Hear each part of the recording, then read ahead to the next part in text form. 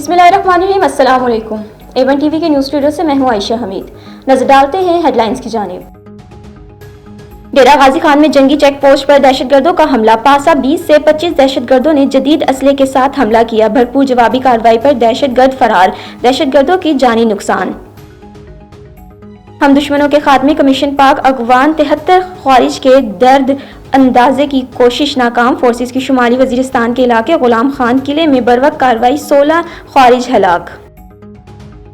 सूबे को hark area करार दे दिया जाए। IG का वजीर आला खैबर पख्तूनख्वा से मुतालबा। पुलिस की तनख्वाहें बलोचिस्तान में पुलिस के बराबर करने की दरख्वास्त। कहा, तनख्वाहों में फर्क पुलिस में बेचैनी और अदम इत्मीनान पैदा कर रहा है। अवाम के लिए अच्छी खबर, बिजली नखरों में कमी के लिए जामिया पैकेज की तैयारी, ऐलान जल्द किया जाएगा। पावर डिवीजन की जायजा इजलास में खिताब करते हुए वजीर आजम ने कहा, इस्लाहात की बतौर अवाम की बिजली की कीमतों में मजीद रिलीफ फराहम करेंगे।